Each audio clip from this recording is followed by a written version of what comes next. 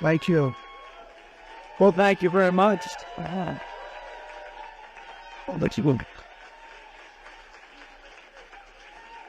Thank you very much, Miriam. I don't know if you know it, it's a great lady. This is a great lady. This is a great one. Thank you, Miriam. Thank you very much.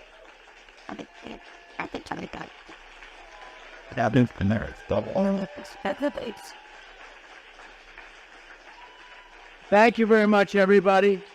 All right, let's sit down. Let's talk about Israel, or Israel, as they say. I love the pronunciation. I love it. But you really are. You're a great lady, a great woman, my friend. And I've known you and Sheldon for a long time. We lost Sheldon. And nobody like him, right? You would say that. Nobody like him, but nobody like you either. And he's very proud of you right now. Thank you very much. And I'd also like to thank Rabbis Yehuda Kaplun and Yaakov Kaplun, Senators Rick Scott, doing well. Where's Rick? He's doing well. I saw Paul, and another one who's doing well is Ted Cruz. Ted's doing up, Ted. Thank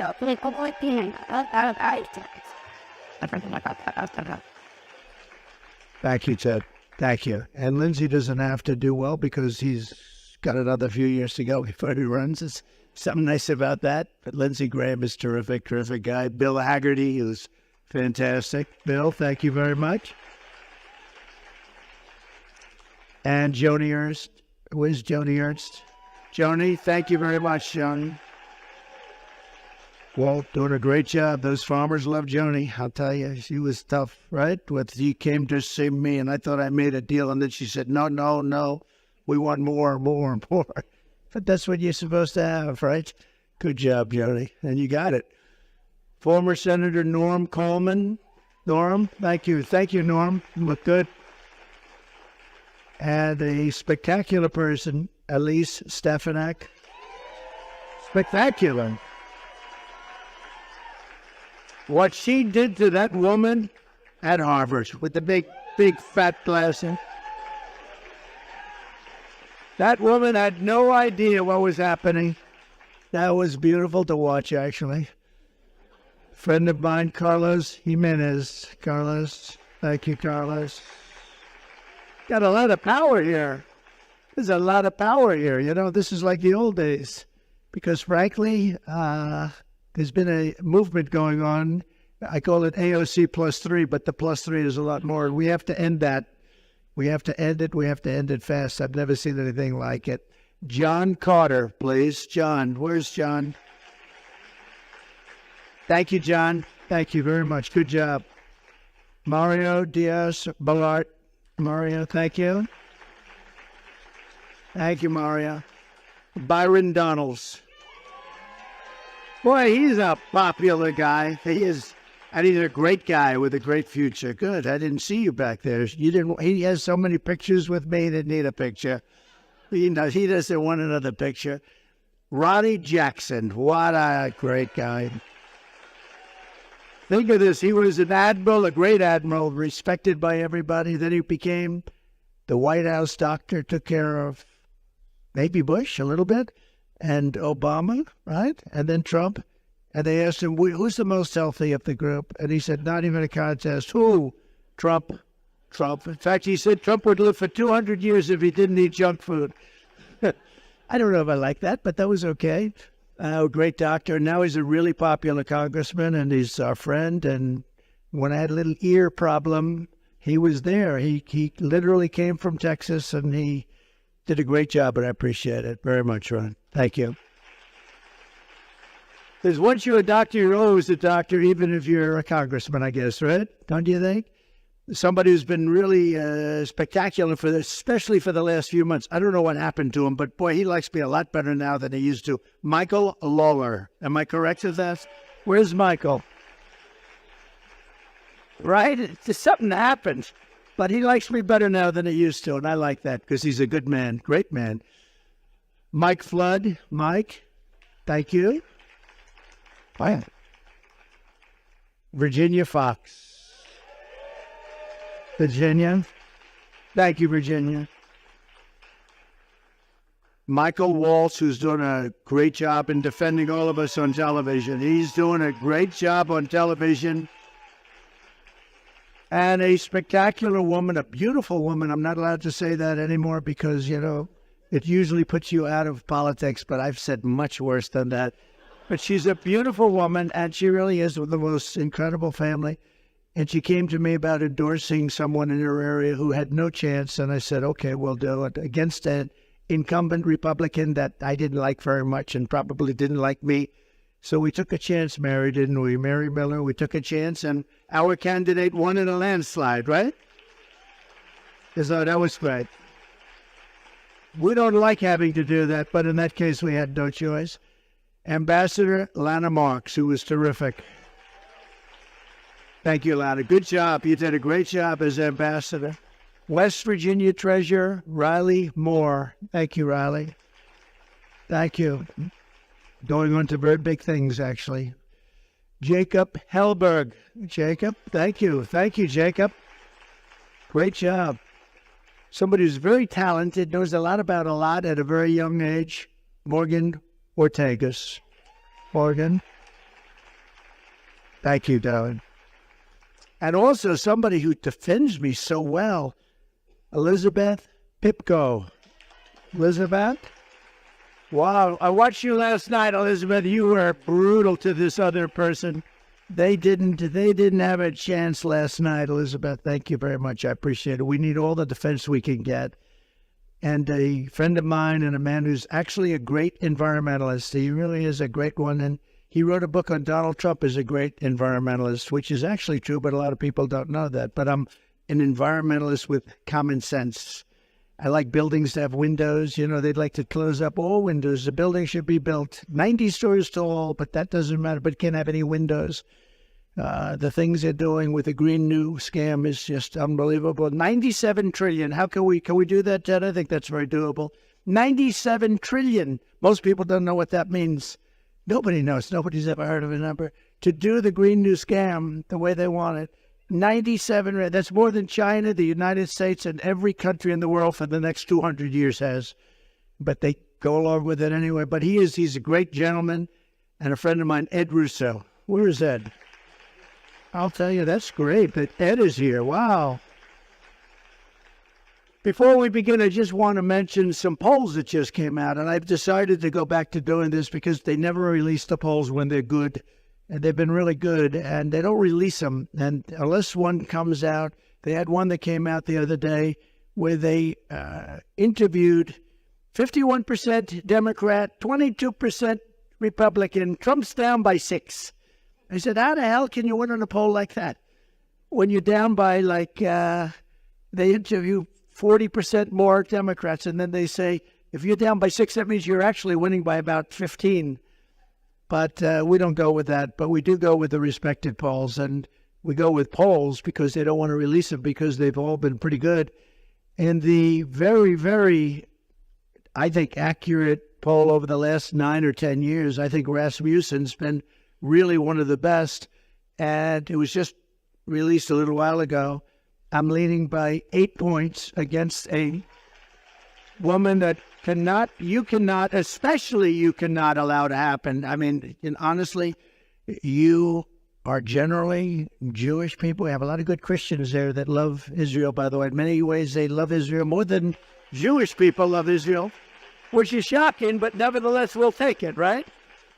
We have a lot of great Christians that love Israel, but we're up by 8 with Rasmussen. We're at 52 to 44, so that's a big one. And we're up by 11 with independents in Rasmussen also. Just came out. That's a lot because As you know, Rick Scott, we were talking about it a little while, and independents are very important. And when you're up by that number, that's a pretty good thing.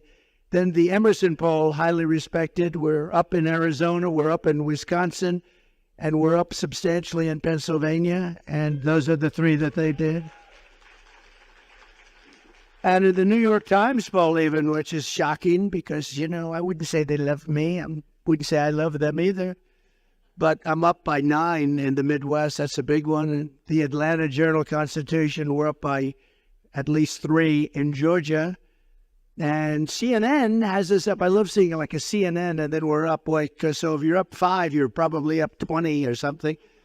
But in CNN, we're up 5 in Arizona. The Daily Express poll has us up 5 in all of the battleground states, which is great.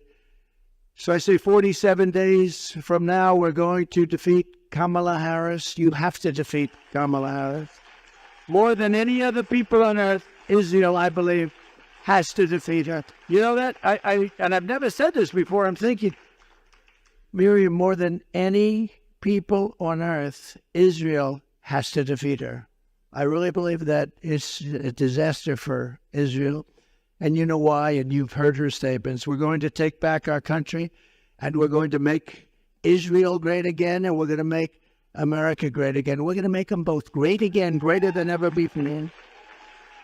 We've gathered today to talk about the scourge of anti-Semitism tonight. We're 2 weeks away from the 1-year anniversary of the worst attack on the Jewish people since the Holocaust. Without question. On October 7th, which would have never happened if I was president, by the way, I have to always preface it by saying it would have never, ever happened. Innocent men, women, children, and babies were tortured, maimed, kidnapped, and killed. It was an amazing sight, especially if you were able to see, and you don't want to necessarily see it, some of the tapes and film that was made of the atrocity. It was a wake-up call for the entire world, and you have to take it that it is a wake-up call. Get smart. Instead, even here in America, Jewish citizens have been forced to endure the worst outbreak of anti-Semitism in many generations. And so many people shockingly even deny the attack took place. This is a new thing. I saw it recently where they're interviewing people. They said, well, we don't know if there was an attack. I don't know. It's just so terrible. And, there were people I read many times during the Holocaust, we had people denying it. They were deniers. They said, we don't believe it ever took place. And it's a terrible thing when they say that. I never thought I would see anything like what is happening right now. I never thought you'd ever see a thing like this ever happen. It's beyond belief. 15 years ago, Israel was the strongest lobby, if you want to use the word lobby, had the strongest representation of people like this. These are great people, Miriam. But the strongest there was, if you said something about a Jewish person or something about Israel that was bad, you were out of politics. Unless your name was Ted Cruz, he could get through. I think Ted could get through, but maybe not. Maybe even Ted. But it's true. You said something about Israel that was bad. It was like, today, you have to fight. We all have to fight for Israel. And this never, I am so surprised to see it, but we're going to win the fight, so don't worry about it, okay? We'll win the fight. But for those that say it's very much like a long time ago when you could say anything, but all across our land, you've seen Jewish Americans harassed and attacked and terrorized by anti-Semites and Hamas sympathizers. I can't believe what we've been witnessing over the last year. Actually, I've watched it in great detail. I've watched it, and I've watched it take place. It's hard to believe, yet despite presiding over this explosion of anti-Semitism, Kamala Harris has done absolutely nothing. She has not lifted a single finger to protect you or to protect your children or to even protect you with words. I'm here today to tell the Jewish American community that this ugly tide of anti-Semitic pro-Hamas bigotry and hate will be turned back and crushed starting at noon on January 20th, 2025. Thank you.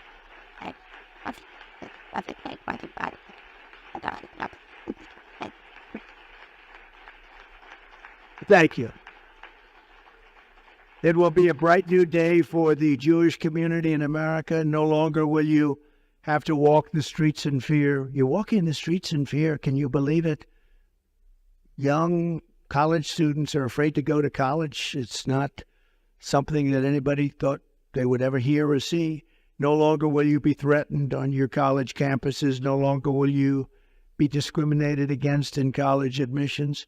And no longer will your own government import jihadists from places that we don't even want to talk about. And they want Jew haters from overseas, and they let them come in and resettle in your communities right here at home, and nobody's ever seen anything like it. My promise to Jewish Americans is this: with your vote, I will be your defender, your protector, and I will be the best friend Jewish Americans have ever had in the White House. Sign, you know that. Thank you.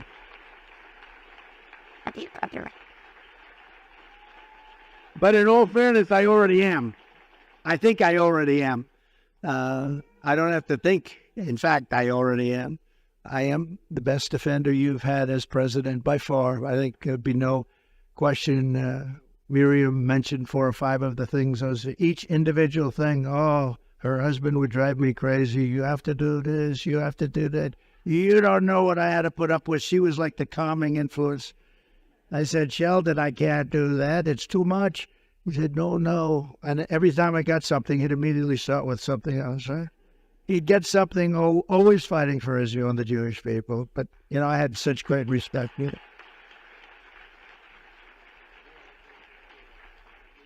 It's true, though. She had to sometimes tell him, calm down. You just had a big victory. Let's celebrate. Oh, no, we have to immediately start. Let's see if we can do Golan Heights. How about Golan Heights?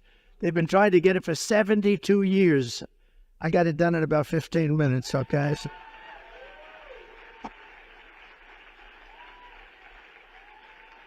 Even Sheldon couldn't believe that one, I'll tell you. Even Sheldon couldn't believe that one. He said, we just got Golan Heights. They didn't even ask for it. I actually gave you that one. You didn't ask for it, but I thought it was important.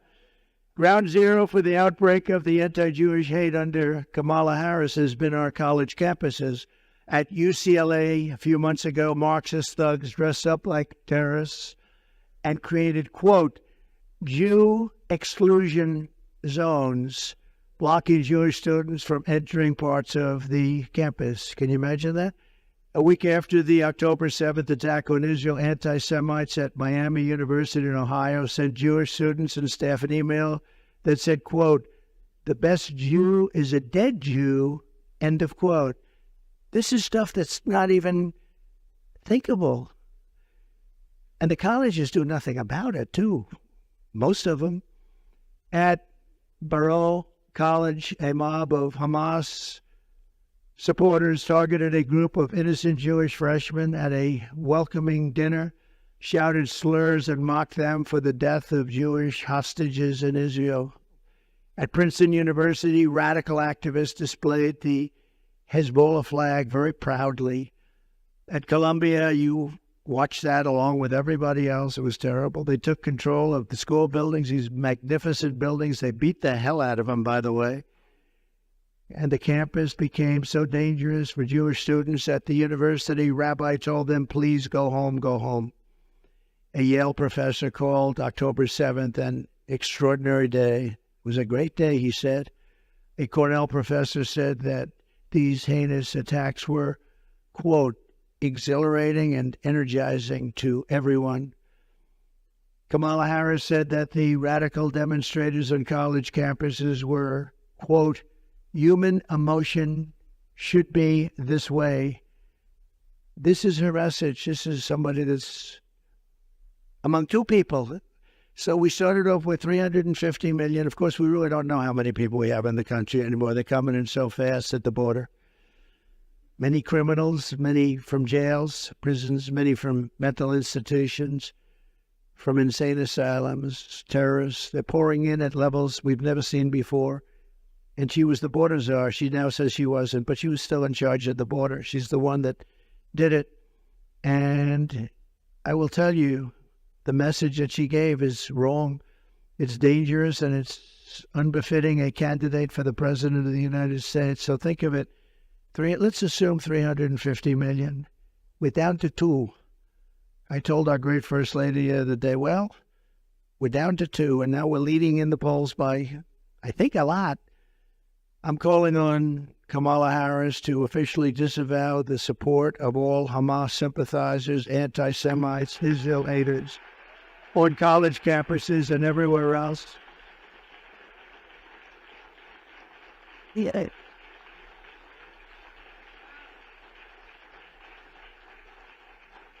So I'm calling on her to do that, just disavow. But she won't do it. You know that. She's not going to do it. She's going to talk. She's going to talk about nothing, talk about the weather. And sadly, and I have to say this, and it hurts me to say it, you're going to still vote for Democrats, and it doesn't make sense.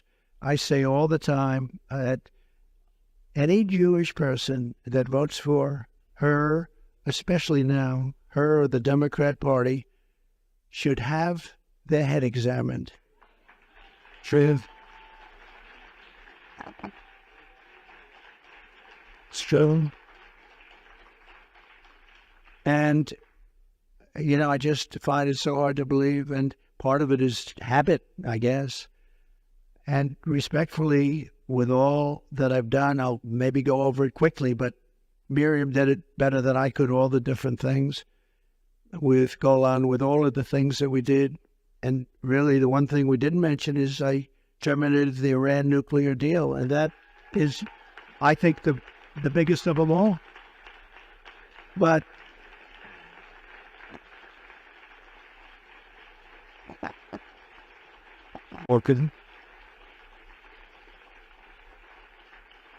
the problem is we could have had a deal, any deal we wanted.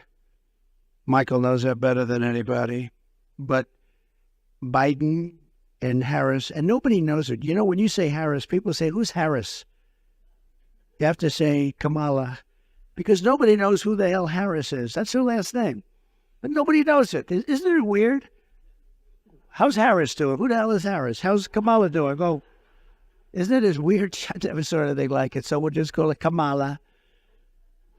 But you really, you know, when you think about it, it's amazing that you're such nice people, because a lot of people wouldn't allow that to happen. We're joined today by several dozen Jewish American students from colleges across America. Thank you all for being here. And here's what I will do to defeat anti-Semitism and defend our Jewish citizens in America. My first week back in the Oval Office, my administration will inform every college president that if you do not end anti-Semitic propaganda, they will lose their accreditation and federal type support.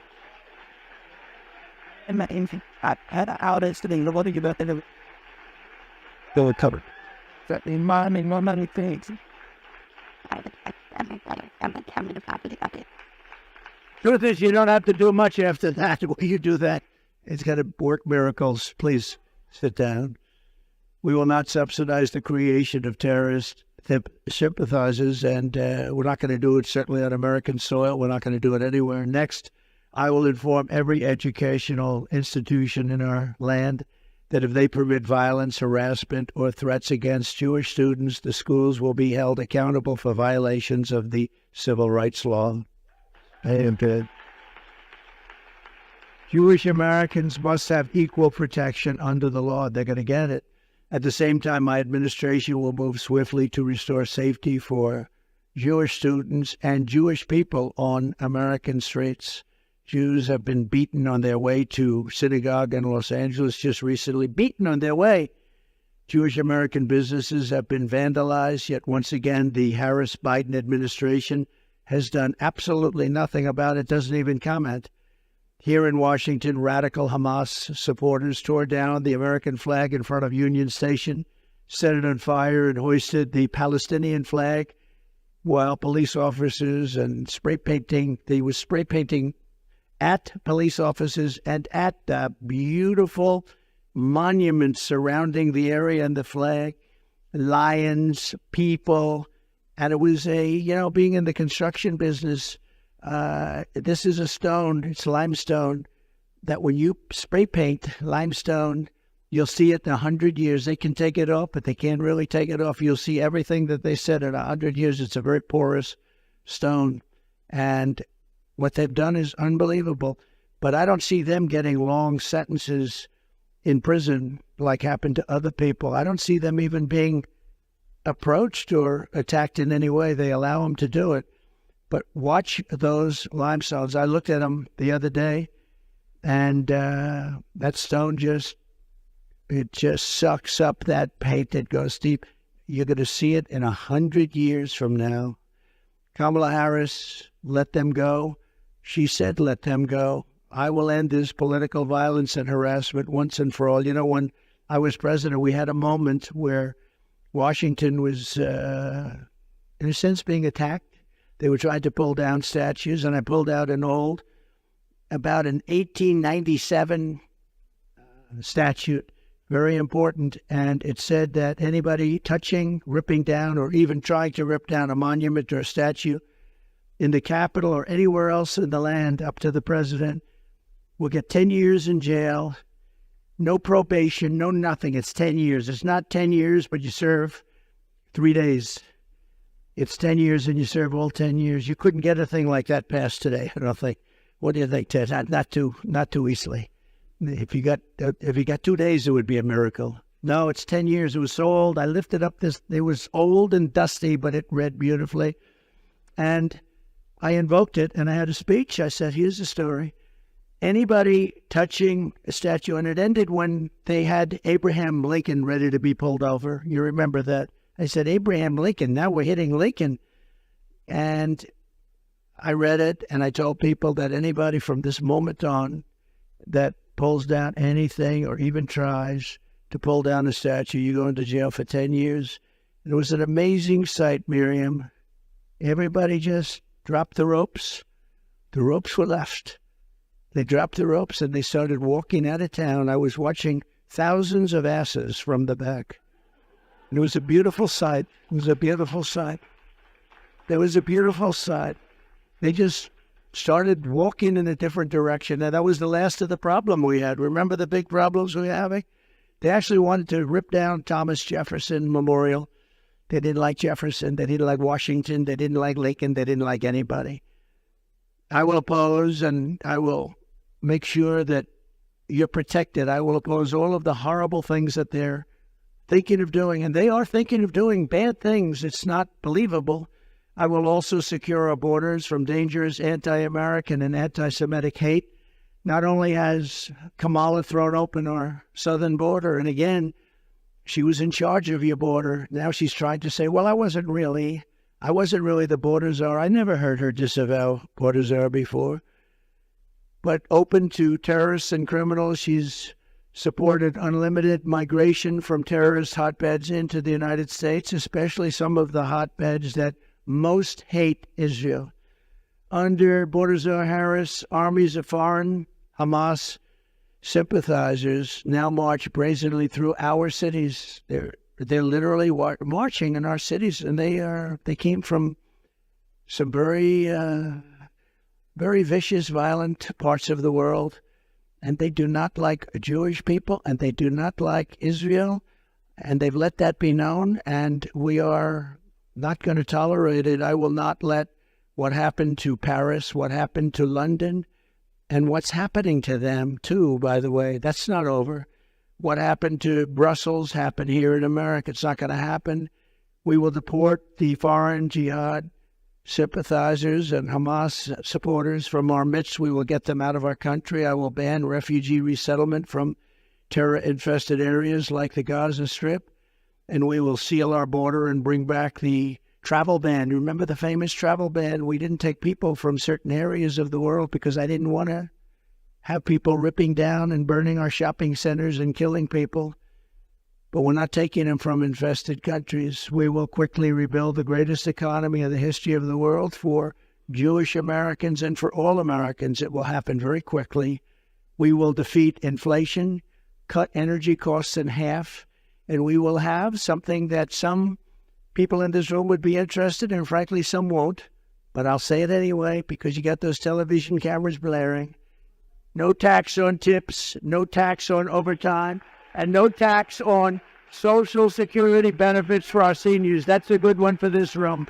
This room likes that last one.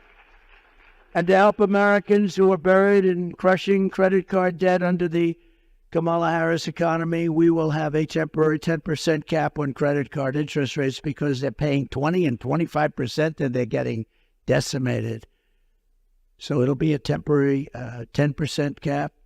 But look, this is the most important election in the history of the United States, and it's also the most important election in the history of Israel. The United States election is the most important election in the history of Israel, actually. If you think about it, how crazy does that sound? But it's true. With all I have done for Israel, I received only 24% of the Jewish vote. Now think of this. I really haven't been treated very well, but that's the story of my life. It's true. Think of it. But I understood that because I wasn't really tested. I wasn't a politician. And I won, but I understood that. And then I became president and was the best president ever for the people of Israel and for Jewish people, the best president ever. And I did more for them than any president has, and probably any president can do or will do other than the current situation that's coming up, because I have a feeling that maybe that's going to be more than anything that was even done in the past, if you want to know the truth, because I think Israel's in big trouble. But I gave them, as Mayor said, Golan Heights. I gave them the Abraham Accords, which is amazing.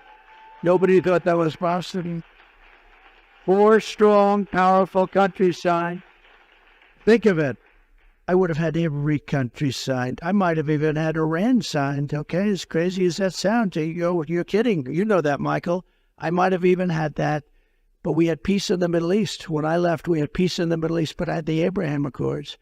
And it was something that if Obama had done it, that would have been any prize, you named the prize, but they would have had every single prize ever devised by man. I did it. Nobody said a thing. That's okay. I do the right thing.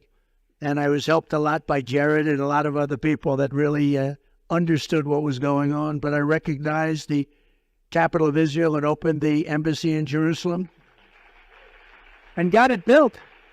Not just had it there, you know, the generals came in one of my days in office. They said, "Sir, could you sign this? What is it?" It said, "Order for $2 billion to be spent on a embassy that would have cost much more." I said, "Where's the land?" "We don't have it yet, sir, but we have a couple of terrible sites under negotiation. I'm good at real estate." These were bad locations in Jerusalem. I said, "Do we have anything? Let us look, sir." And they do. They had a site that was better than anything we had, a much better location, and we have it for nothing. So far, I'm doing a good job.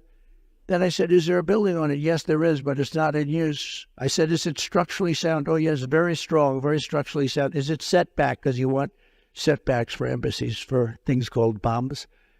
"Yes, it's set back and it's on high. It's one of the best locations." I said, "So we have it." So I dealt with David Friedman. I said, "David, how much would it cost to renovate the building? Give me a good price." And he came back and said $400,000.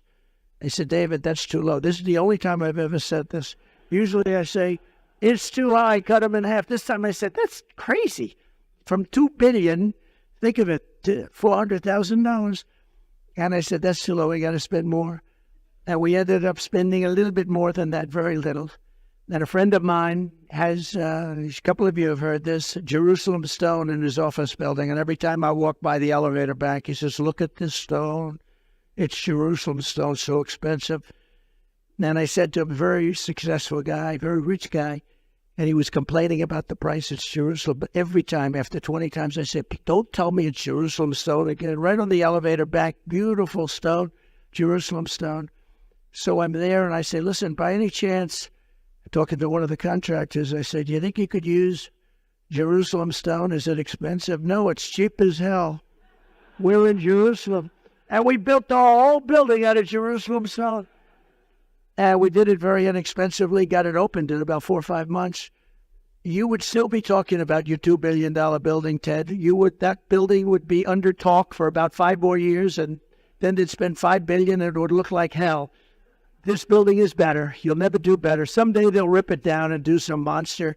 But I was very proud we got it built. And most importantly of all, in my opinion, because I asked, what's the best? Golan Heights, is it? Is it Jerusalem, the capital, moving the embassy and all of that? What is the best? What's the best? Is it the Abraham Accords? And some friends of mine that are very smart, no, not even close.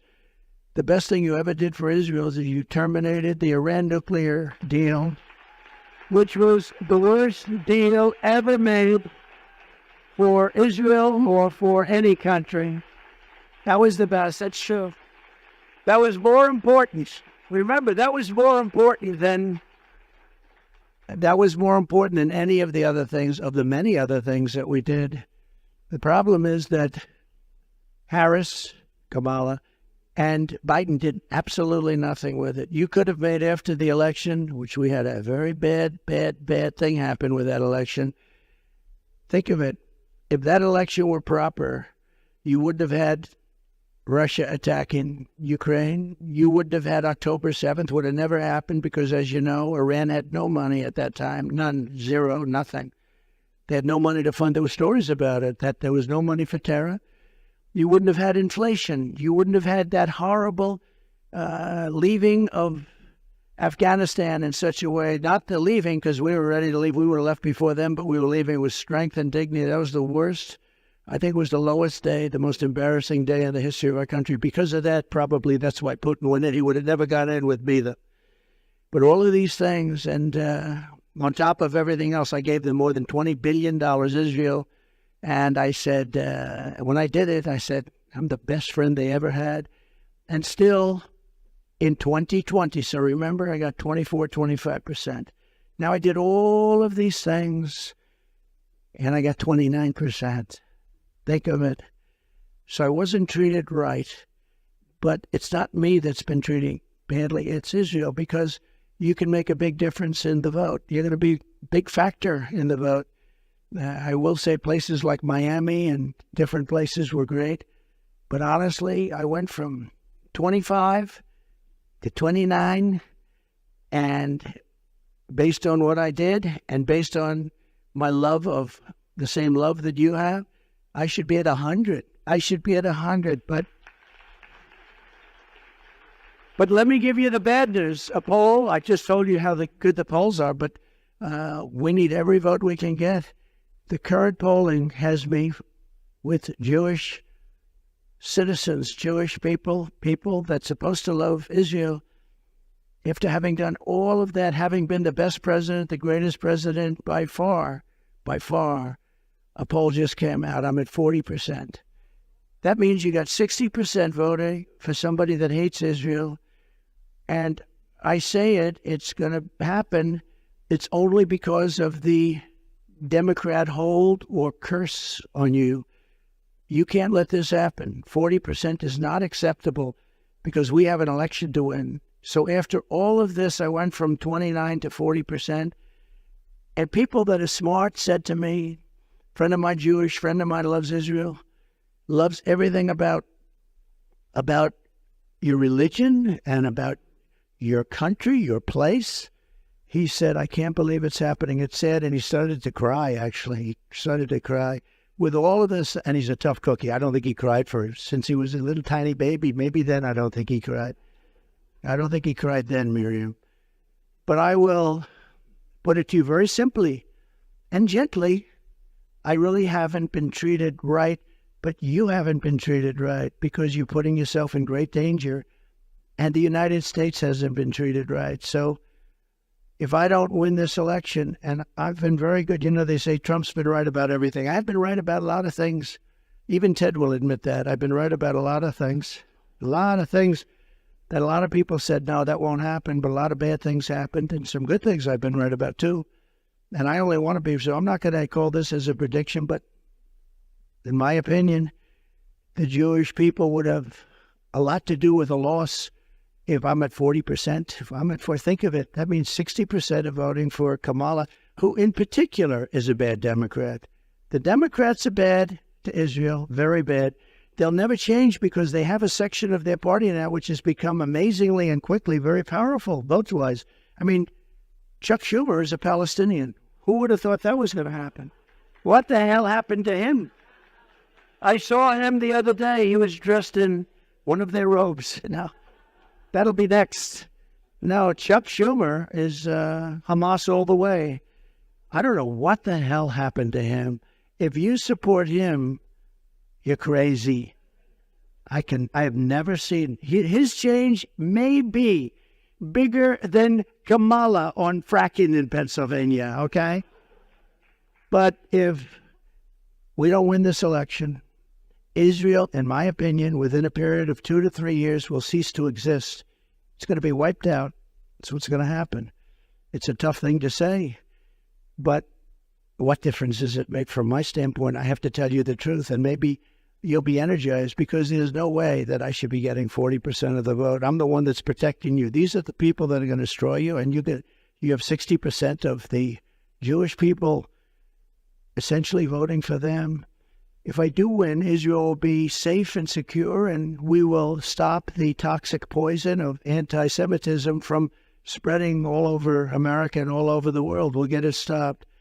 But if I don't win, I believe Israel will be eradicated, and you can't let that happen, and I don't think you will let that happen. So you have to, Rabbi, you have to get everybody together, and you have to get them to vote, because it's craziness to say I'm at 40%.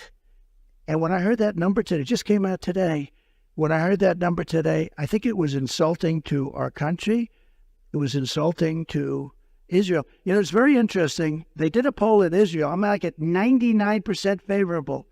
I could run for, right now, I could run for any office in Israel. In Israel, they love me. Here, not so much. But they do love me in Israel. Miriam, I'm at 99%. Everybody loves me. I could run for prime minister. Would you like me as your prime minister? But I have to learn your language. That's a tough language to learn. I have to learn it in about 3 months. I have to learn it very quickly. But no, I'm most popular person in Israel. But here it doesn't translate. It's a strange thing. So we have to save Israel. Look, you're here for a reason. We have to save Israel. This is no longer games. This is no longer games. This is the saving of Israel. And I'm going to mention it. We're making a big statement in a little while at another conference, also very important. And I'm going to mention it again and again. I believe that Israel will be wiped off the face of the earth if I don't win. And that's a big statement. That's a horrible statement to make. And that's just the way I feel. And a lot of people in this room agree with me. Because look at what's happened in the last 2 years. I have never seen anything like it, where something has gone so down so fast, where even Jewish people are protesting in these groups. They're Jewish people. People wearing yarmulkes are in these groups that are protesting with 100,000 people. So they have to change their way, because with your vote, you can reject anti-Semitism in our schools, in our communities, in our foreign policy, and in our immigration system. But all of that starts by rejecting Kamala Harris at the ballot box. She is anti-Israel and she is anti-Jewish, and you got to get smart to it.